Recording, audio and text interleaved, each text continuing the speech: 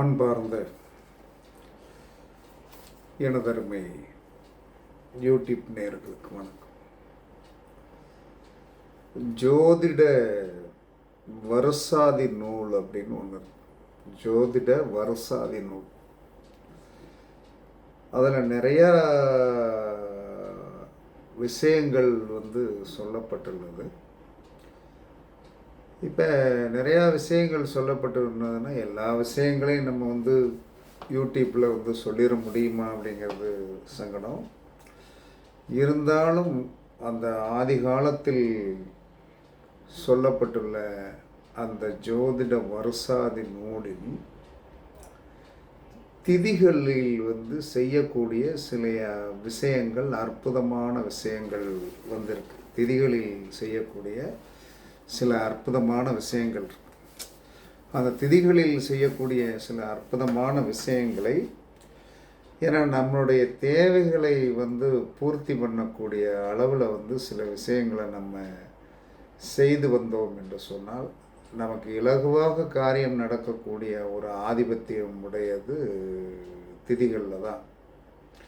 எப்பயுமே மனசில் வச்சுக்கணும், நட்சத்திரங்களை விட திதிகளில் என்ன சொல்லலாம்னா அதிகமான நீங்கள் ஒரு காரியத்தை செய்தீர்கள் என்று சொன்னால் உங்களுக்கு 100% என்ன சொல்லலாம்னா பலன் கண்டிப்பாக கிடைக்கும். ஏன்னா நேற்று உங்களுக்கு என்ன சொல்லலாம்னா சனிக்கிழமைக்கு உண்டான வீடியோ என்னால் போட முடியல. நான் எங்கே போனேன்னா ஒரு அவசரமான வேலை, ஜோதிடம் சார்ந்த, ஆன்மீகம் சார்ந்த நம்மளுடைய தொழில் விஷயமாக பெங்களூர் போக வேண்டிய ஒரு கால சூழ்நிலை, வேறு வழி இல்லை. அப்போ ஆயுஷ்மான் நாம யோகத்தில் ஒரு காரியம் செய்தால், சனிக்கிழமையோடு சேர்ந்த பிரதோஷத்தோடு ஒரு காரியம் செய்தால், சனிக்கிழமையோடு சேர்ந்த பிரதோஷம் ஆயுஷ்மான் நாம யோகம் ஓடிக்கொண்டிருக்கு. அப்போ ஒரு கோடி ரூபாய் போட்டு ஒரு முதலீடில் ஒரு தொழில் உருவாக்கிட்டாங்க. ஆனால் அதில் ஸ்டக்கப்பிங் இருக்கு. அதை எப்படி சரி பண்ணணும் அப்படின்னு ஜோதிடத்தில் பூஜை புனஸ்காரம் இல்லாமல் தொழில் ஸ்தாபனத்திலேயோ அல்லது வீட்டிலேயோ சில அற்புதமான விஷயங்கள் செய்ய முடியும் அப்படிங்கிறது ஜோதிட சாஸ்திரம். அப்போ அந்த ஒரு அற்புதமான விஷயத்தை சிரமம் இல்லாமல் வேறு வழியில் போய் ஒரு இடத்துல நம்ம யூடியூப் மூலமாக ஒரு கிளையண்ட்டோடைய தொழில் ஸ்தாபனத்தில் போய் பண்ணி கொடுத்துட்டு வந்ததுனால 3 வீடியோ போட முடியும். அதனால் இன்றைக்கி முடிஞ்ச வரைக்கும் அந்த 3 வீடியோவும் எக்ஸ்ட்ரா போட்டுடலான்னு நினைக்கிறேன். முடிந்தால் செய்வோம். இந்த திதிகளில் செய்யக்கூடிய அற்புதமான விஷயங்கள் என்னென்ன செய்யலாம், என்னென்ன திதிகளில் என்ன சொல்லலாம்னா செய்யலாம் அப்படிங்கிற ஒரு அற்புதமான விஷயம். அதற்கு என்ன அந்த வருசாதி நூலில் ஹெட்டிங் கொடுத்துருக்கு அப்படின்னா திதி பிரசங்கை. திதி பிரசங்கை. அந்த திதி பிரசங்கையில் என்ன சொல்லலாம்னா பிரதமை திதியில் நீங்கள் என்ன காரியம் செய்யலாம் என்று சொன்னால் ஸ்திரமான காரியங்கள். ஸ்திரம் அப்படின்னா ஸ்டாண்டர்டுன்னா அது 3 தலைமுறைக்கு இருக்கிற மாதிரி என்ன காரியம் வேண்டுமானாலும் செய்யலாம். இந்த பிரதமை திதியில் வளர்விரையிலும் சரி, தேய்விரையிலும் சரி, பரிகாரங்கள் தாராளமாக செய்யலாம். பரிகாரங்கள் தாராளமாக செய்யலாம். பிரதமை திதிக்கு அவ்வளோ தூரத்திற்கு நல்ல பவர் கண்டிப்பாக உண்டு. அதற்கடுத்து துதியை திதியில் என்ன சொல்கிறான்னா சுபகாரியங்கள் செய்யலாம்.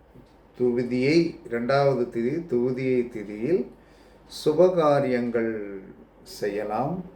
மந்திர உபதேசம் செய்யலாம். மந்திரத்தை நாம் முதலில் துதியை திதியில் ஒரு மந்திரத்தை என்ன சொன்னான்னா உபதேசம் பெற்றாலும் நாம் மந்திரத்தை படித்தாலும் அந்த மந்திரம் உங்களுக்கு சித்தியாகும். நமக்கு தேவையானது என்னது? பணம் சார்ந்த விஷயத்தில் ஒரு குருவிடம் போய் பணம் சார்ந்த விஷயத்தில் துவிதியை திதியில் நீங்கள் போய் என்ன சொல்லணும், மந்திரம் வாங்கினீர்கள் என்று சொன்னால் கண்டிப்பாக அது உங்களுக்கு வெற்றியாக முடியும். அதை நீங்கள் என்ன சொல்லணும், அன்றே கொஞ்சம் நேரம் அவர்களுடைய முன்னிலையிலே மனதார நான் இந்த மந்திரத்தை ஒரு 9 தடவை இன்னைக்கு சொல்லி நான் பரீட்சித்து இது பண்ணிக்கிட்டேன் அப்படின்னா கூட ஒன்றும் சொல்ல மாட்டாங்க. அப்போ உங்களுக்கு துவிதியை திதியில் சுபகாரியங்களும் மந்திர உபதேசம் மந்திர ஜபத்தை ஆரம்பிப்பது 100% வெற்றியை கொடுக்கும். திருதியை திதியில் வீடு கட்ட ஆரம்பித்தால், விவாகம் செய்தால்,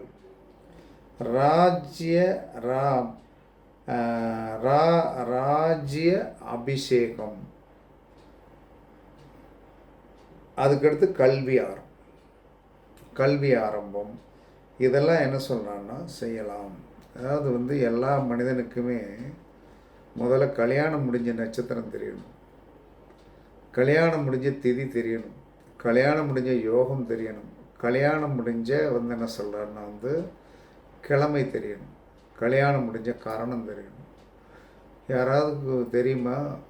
இதை தெரிந்தாலே கல்யாணம் முடிஞ்ச என்ன சொன்னா கிழமை, நட்சத்திரம், திதி, யோகம், கரணம், இதை நீங்கள் என்ன சொல்லணும், உங்கள் கல்யாண பத்திரிக்கையை தயவு செய்து ஒரு ஃப்ரேம் பண்ணி, அந்த காலத்துலலாம் ஒரு கல்யாண பத்திரிக்கையை வீட்டில் ஃப்ரேம் பண்ணி போட்டு வச்சுருப்பாங்க. ஏன்னு தெரியுமா?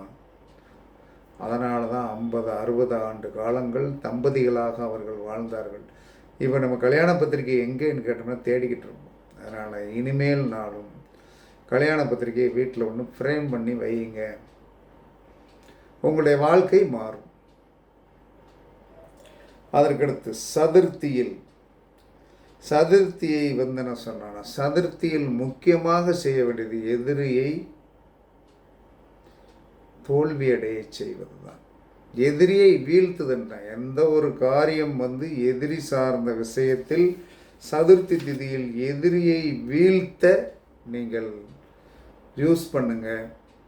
அன்னைக்கு எதிரிகிட்ட போய் என்ன சொல்லணும், ஒரு காரியமாக நீங்கள் போய் என்ன சொன்னா, ஒரு தாவாவை தீர்க்க வேண்டும் என்று சொன்னால் அவன் அன்னைக்கு வீழ்ந்து விடுவான். சதுர்த்தி திதிக்கு அவ்வளோ பவர் உண்டு. பஞ்சமி திதியில் தானியம் கொள்முதல் செய்வது, விவாகம் செய்வது, தனம் சார்ந்த விஷயத்தை செயலாக்கம் செய்வது.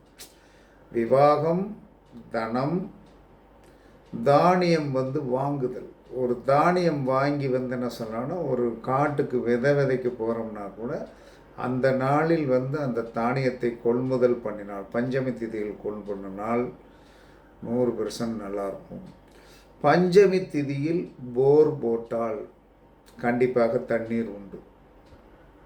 அந்த காலத்தில் குளம் வெட்டணும்னு சொல்லியிருக்கான். நம்ம என்ன சொன்னோம், நமக்கு தேவை இப்போதைக்கு என்ன சொன்னோன்னா, பஞ்சமி திதியில் நீங்கள் வீட்டில் போர் போட்டிங்கன்னா கண்டிப்பாக தண்ணீர் உண்டு. ஓகேவா? அதுக்கடுத்து சஷ்டியில் என்ன சொன்னா,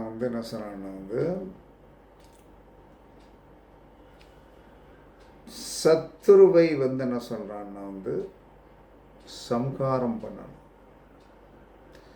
சஷ்டி திதியில் சத்ருவை சம்ஹாரம் செய்யலாம். அதற்கடுத்து என்ன சொன்னா, குரூர காரியங்கள்னு எல்லா மனுஷனுக்குமே தெரியும். அந்த குரூர காரியங்களை அந்த காலத்தில் செய்தோம் என்று சொன்னால் 100% என்ன சொல்கிறான்னா நமக்கு வெற்றி கிடைக்கும். அதற்கடுத்து என்ன சொன்னான்னா